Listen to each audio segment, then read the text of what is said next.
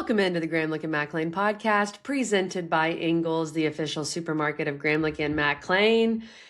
Wow, Mac. Miami beats Ole Miss 31-27. What a game out in the Fiesta Bowl.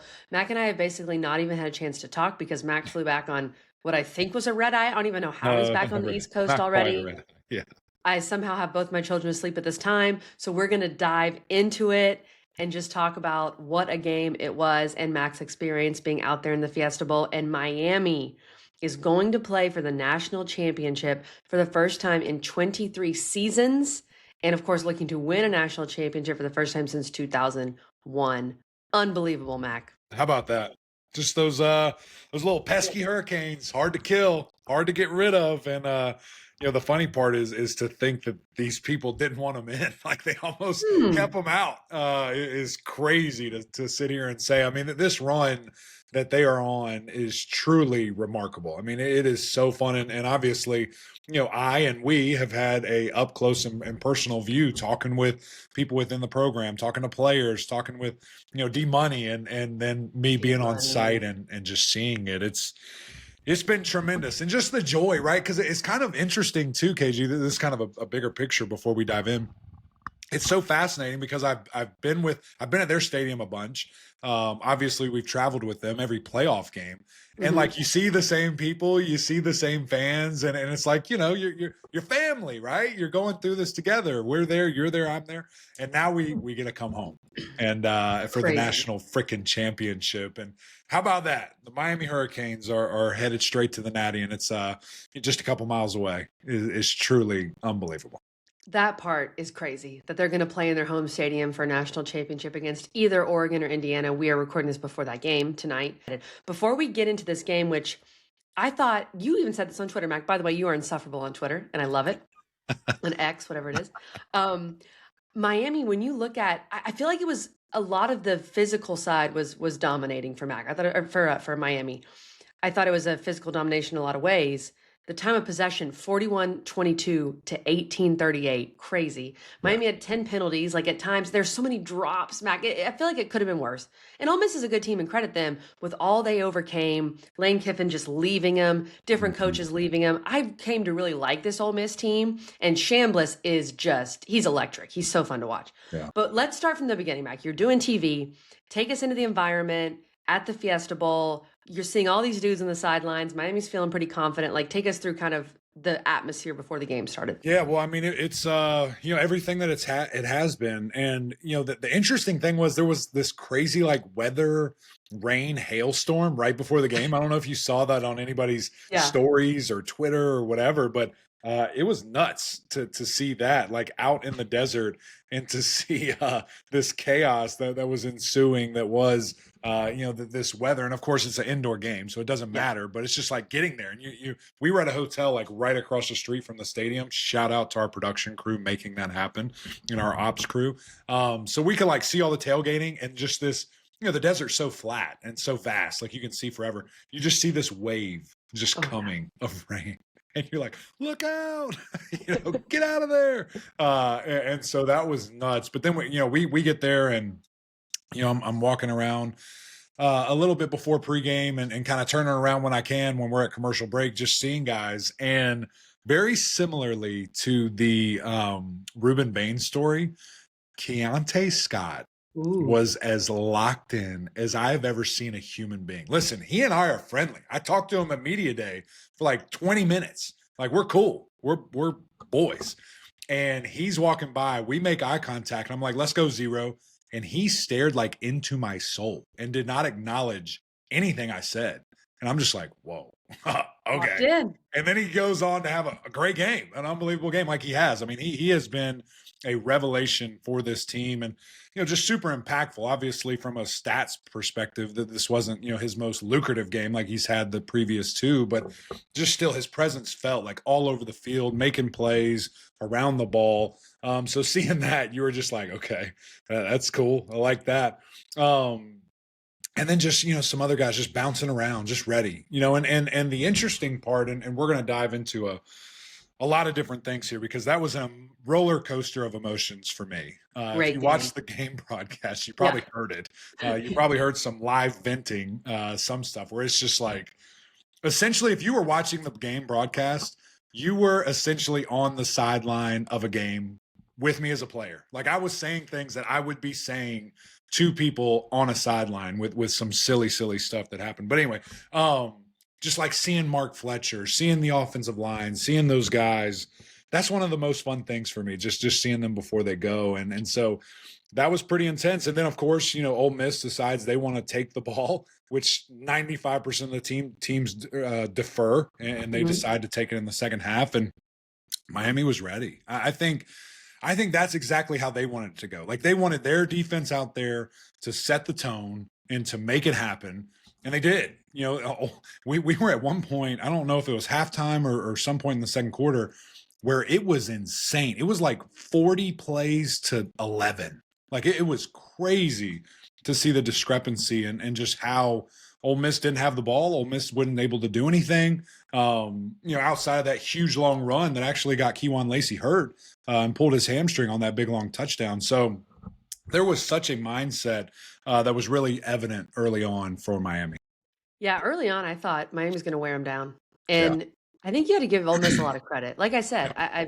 we'll start giving Miami more credit after I give Ole Miss more credit. But I just feel like the way they rallied after Lane Kiffin, who I think is Mm-hmm. just left them, and what Pete Golding did and Chambliss, and they stuck in there, and with Lacey getting hurt too. But for Miami, the offense really impressed me, Mac. Mm-hmm. Mark Fletcher, the way he ran the ball.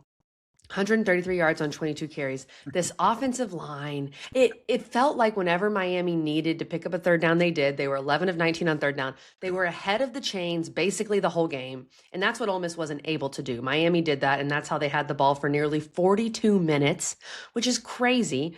And then Carson Beck, the poise from Beck, especially in the fourth quarter, was tremendous. The one pick he had, that was tipped, so it is what it is, and that changed the game a little bit. Miami would have at least gotten some points there. But I thought his poise was tremendous to score the game-winning touchdown, Mac. You could just see Oh yeah, all the emotions and when he kind of realized he had scored, and that was such a cool moment. it was. Malachi Tony, he's Yeah, freaky. He's yes. freaky, just taking a screen pass to the house like he does. Keelan Marion was fantastic. Like this was, when you think back to the first round, and I know that there was weather in that game, but Miami scoring 10 points there, not really able to capitalize. It feels like you're seeing the final form of this offense. Yeah, a lot to unpack there. You laid out a bunch. Sorry, I just said everything I know. because I love it. this And I love game, it.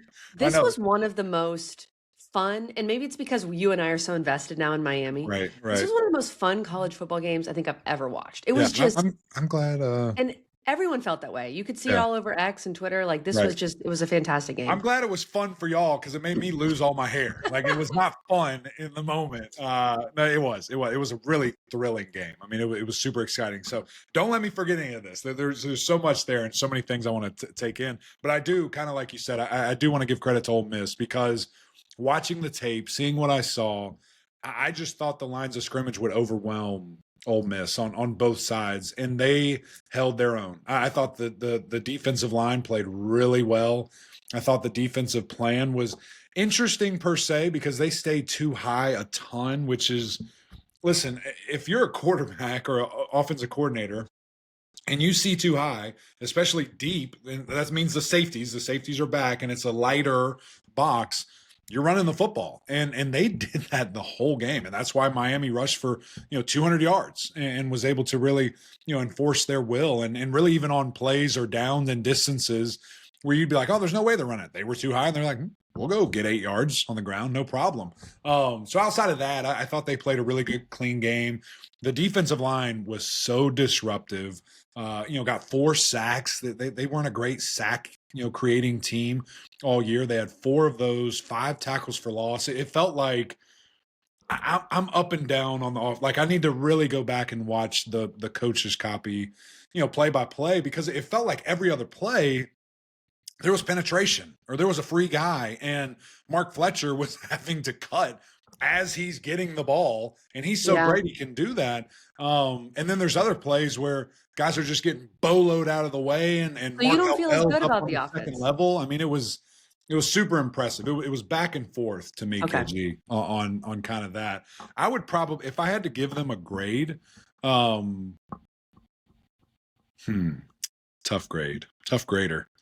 I'd probably give them a C plus, The maybe a B offense. minus. Offensive line, the Oh, offensive the line, offensive line. Okay. just the offensive line, offensive line. I thought that Well, the people had to penalties overcome. They had to overcome and some stuff. the false starts did kill them at different times. So that, and I know you can't Oh, stand it, false Mac. starts. Can't stand it. But I don't know. It feels like to me on the drive where Carson Beck threw the pick, Yeah. if you score there, I feel like this game feels different. Yeah, yeah. It Yeah. felt like that's where Miami was dominating. And then you give Ole Miss more life, and Chambliss is a magician. Like he Oh just yeah. kept keeping them in the game. At one point, Ole Miss passed the ball 20 straight times. I So know. that's interesting, Mac, that you were not as impressed with the offense because and this I don't know why we sound a little negative because Miami won the game, Yeah. but defensively, Chambliss was just really hurting him. But let's stay offense. I feel like you have Yeah. more offensive thoughts. Yeah, well, I think, overall, just kind of big picture, as you just kind of said there, they did win the game. Very impressive, very hard fought game. Semifinal, like the final four. Um, but it felt like overall that was a C game for Miami. Sure. Like it, That's it was not crazy. their fastball. It was not their best game. And you talk about being insufferable on Twitter. Listen, I got time. And when people want to say crazy stuff, and I'm on a plane for 5 hours, whatever you want, we can do that. And I've been sitting back for all year long, listening to people say the most outrageous things. Well, and And Mac, we've been through a lot, yeah, we've okay, been with this through a lot. league. I got stuff We've to been through a say. lot. Got stuff to say. And so, I'm being a little silly, at talking about Ole Miss played their A+ game. Obviously, they didn't, but it was just fuel to the fire. Just kind of adding that on there. I thought for sure they played a B. I mean, I thought they played really well. It's just you ran into a team better, more talented, and more complete than you are. That's part of it. It doesn't Mhm. matter, how well you play. If you run into a team that's better, that's just is what it is. There's nothing you can do there. So I did not think Miami played to their full potential and you still won. That's terrifying. That's Yeah. amazing, to be able to do that. And it sounds like there was some sickness that maybe had something to do with that. Sounds like a lot of guys were battling either the flu or some type of sickness, throughout, which is crazy, like the timing, of that. And hopefully everyone heals up some injuries too going into the Natty. But, going to Carson Beck, he was just so good and anticipating throws. I mean, that long, I think it was like third. Let me try to get to the play by play. It was like 3rd and 10 or Mhm. 3rd and 8 where he just delivered, that dot over the middle to Yes. Keelan Marion. And it was just like, golly, That was a that was sick. game-saving Yeah, throw. it was Yeah. huge. It was huge. It was really, really pretty pass that he was able to make. And that's kind of like his that's like his go-to. They did ran that a couple of times against Ohio State too. He feels really confident throwing that ball, and I thought Marion was fantastic all game long, going over 100 yards there. But just that final drive and kind of hearing his thoughts. I mean, Clemson fans, if they're watching this for some reason, they know of that magical drive in 2016 where Deshaun Watson said, "Let's go be legendary," march down the field and win, Clemson's first national championship since '81. I had the same vision in my head of that because I'm just like, nobody believes in this dude. I'm sure everyone on social media was like, Carson's going to throw a pick here, game's going to be over. And all I could think about was this will be a career defining drive, for him. And what did he do? Casually, bumps in the road, running the ball in, marched it down the field. And it was such a complete drive and how he did things. Now, were there some weird ducks out of nowhere? Yeah. And was there a pass interference or a face mask that was called? Sure. It's part of the game. It was the one call to the whole freaking game. I felt like the refereeing was a little one-sided from my perspective. Not that Miami didn't hurt themselves with that. But I thought that was just big time. I thought that was really, really big time. And then you mentioned Mark Fletcher.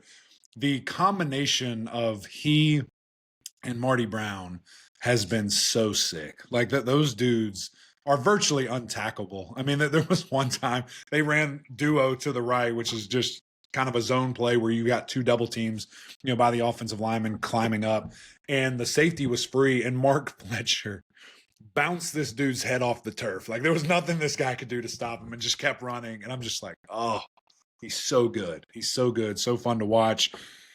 And yeah, they got it done. I mean, their best offensive performance. And I think what's funny is you mentioned that game in the hurricane, the gusting winds in College Yeah, Station, the and Texas Hurricane, yeah, yeah. they score 10 points, and everybody's just like, all of a sudden Miami can't score. How are they going to score against Ohio State? How are they going to score and keep up, with Ole Miss? And I'm just like, that's such a lazy thing to say. Yeah. Like, they have a whole season where they score a ton of points every game, and now all of a sudden, how can they score? How can they keep up? It's silly how people think. It's silly how they look at things. And man, it was a great showing, at times overall from this offense.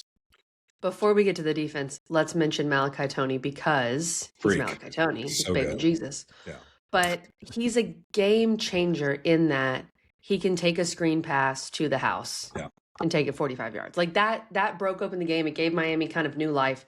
And those are the kind of guys that you just can't put a value on. What he brings and how any minute, any second, he can change the game. He yeah. did it against A&M, and he did it, in a massive way in this game. Yeah, and we kind of expected that, right? Because he's coming off an Ohio State game where he put the ball on the ground twice, and luckily was able to fall on it and get that. But he wasn't very productive. Did really good other things in the Ohio State game. Caught the ball on a 4th down and 2 on an option route, blocked extremely well. Blocking. Out on the edges, I thought that was tremendous. But productive wise, it wasn't quite there, and so we knew that was going to be a point of emphasis for coach and for Carson Beck to really get him going. So I love that. And you're right. He is so talented. And the catch that didn't count. I mean, that's one of the craziest catches I've That ever was seen in my unreal. life. It's unbelievable. It was so freaky. So those guys are turning it on, and love what I see from CJ Daniels. Love that. Mhm.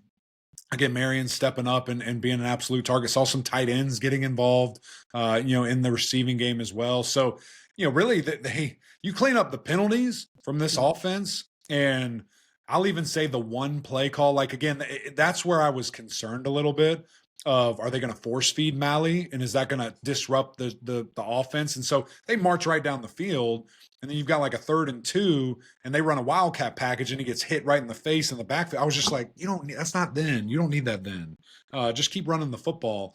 Outside of that, I thought it was really well called game plan. I thought it was very well executed, and that's what I'm saying. Outside of a silly holding penalty that shouldn't have happened, and outside of a couple false start penalties to get them behind the chains, this offense was not stopped. I mean, they stopped themselves, and that's about it. Yeah, absolutely. Mackin scored 31 in this game. Let's talk about the defense because I think you and I both thought that the D line was going to be able to be a bit more disruptive. Now they Yeah, were pretty good against the run. Like in terms of run defense, you had yeah. Lacey had the one big play. Of course, he hurt the hammy and wasn't as effective. But Chambliss is just kind of a magician, Mhm. like I don't know how he was making some of those things happen. The defense, the secondary had its moments. They also had, a couple drops that were huge, A couple but more the than that. defense did just enough, Yeah, Mac, yeah. to get this win. Well, it was just there was so many times in the game where it felt like, oh my gosh, here we go. Like Ole Miss they're gonna seize all momentum, and these guys bowed their neck and held them to a field goal or held them to a missed field goal, or were able to cause a 3 and out or shut them down on 3rd down. I think they were 2 of 10 on 3rd down. I'm going to try to see that too. It was crazy just to look at the execution there from them. 2 of 10. That's nuts. Really, really good effort. Great execution by everybody involved. But you're right. The offensive line did great for Ole Miss. They handled those guys up front and really limited them. Now, Ruben Bain did have 6 pressures, which that doesn't show up in the stat sheet, but that changes the game. That changes how you approach things. And of course, just having to identify him, to slide to him, all the above is a game changer. And then the injury to Mesidor, I'm very concerned about that. Now he did go back in.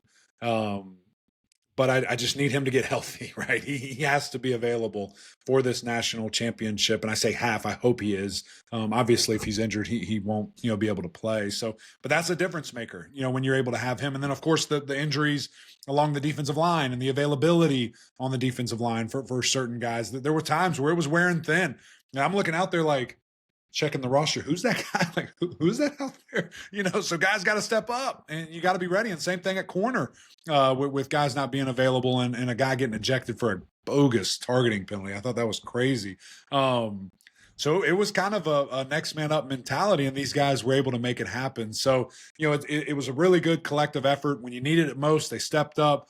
And for the first time, it was kind of bend, don't break, for Miami. Hadn't really seen that. They've really been exerting their will. So finding a different way to win against the probably, you can go back and forth between Oregon and Ole Miss, the most high-octane offense left in this playoff. And we're going to see that tonight. We're going to post this as soon as we're done. We'll see if it's against Oregon or Indiana in the national championship. And that's another interesting factor with these injuries piling up. Miami did not get a bye. Indiana has a bye or had a bye. Oregon low-key had a bye with who they played in the first round. So, we'll see how that goes. But it's just crazy, Mac, when you look at this big picture that Miami is going to play for a national championship in their home stadium. Yeah. That's amazing. You can't script it any better. It's just unbelievable. What a game. What's super funny is it wasn't a national championship game, but it was the national championship. That's what happened with their first one too, back in the 80s. It was played at the Orange Bowl. And so the fact that it's kind of this full circle moment. First of the Cristobal era, maybe. First of the Cristobal era. So, maybe it's a run of another 5 championships coming up. Who knows? Really impressive. And I cannot wait to be there. I am so excited. It's going to be so much fun just to be down in Miami. I mean, just think of the scene of Miami in general, the great city that it is, the national championship being played there. And oh, by the way, the home team, they'll be in attendance. They'll be playing in the game. It's going to be absolutely nuts, KG. I think kind of to put a bow on this thing, this Hurricane team is just special. They're different. You and I have talked about it all season long. It really feels like they are just a couple of pieces away from being in their final form. And listen, they were really, really close, right? And maybe they were against Ohio State. I mean, that was a dang near perfect game. You look at this game against Ole Miss, certain things elevated, some things decreased. I mean, I think, because I didn't really touch on this and I didn't know if I wanted to or not, but I mean, you look at outside of getting in your own way, this game was very close to being a blowout. I mean, you had 4 drop picks, like in your hands, look the ball in picks. This guy has 3. Chambliss has 3 picks all year. You should have had 4 in one game. I mean, that's a total game changer. That shifts everything and shuts this, really kind of down. So if all those happen, hypothetical champion over here, Eric McLean, that game probably goes more of how I thought it was going to, but credit them for finding a way, and, Miami helping them out a little bit. But if they can just get to that, which you got one more game, you got to lay it all out there. You have to recover. You have to heal up. You get an extra day on Oregon and on Indiana. You're going to be home. So maybe you get actually an extra 2 days because you don't really have to travel, to this game. You've got to be ready, and you have to put everything that you can into it. And I know they will be. That's what this coaching staff and, players really do. But golly, what a freaking opportunity, KG, to win a national championship and then walk into your locker room. Crazy. Pretty remarkable. And no one's really talking about this, and I guess maybe it doesn't really matter, but the idea that Oregon's already played in Miami, they flew back. They're playing in Atlanta. They're going to fly back, I'm guessing. And then they're going to fly out to Miami if they are to beat Indiana. That's a lot of travel, and you're playing in your home stadium. A little different. We will have, by the way, preview coming once we find out who Miami's playing. Preview coming very soon. And it's been really fun, Mac. The podcast has never really gone this far since we started it. I like it. Yeah, all the way to the Natty. So it's about time. Feels good. We're gonna keep rolling, and appreciate you guys. Appreciate Cane fans obviously locking in, and everybody else. The ACC is balling right now. Listen, we were gonna have this postseason bowl recaps and talk about it, but we're pushing that back at least another week and a half, and we'll address all of that. And then we're also going to do, kind of our recap shows of just, all these major teams and what they're able to accomplish. So that'll wait.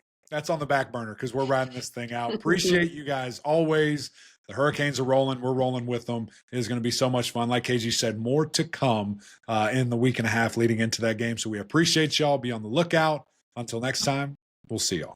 Did you know that Ingles sells more organics than any other store? Or that they run their own dairy? Or that they only serve USDA choice and prime meat? Did you know that they have more local craft beer than any place else? Or that they have Energy Smart stores? Or that they professionally slice and package imported cheese from Europe? Did you know about their giant international aisle, local farm partnerships, curbside pickup, wine department? Or that they donate 3,956 meals a day to local food banks? Well, now you do. It's all in the bag. Ingles, low prices, love the savings.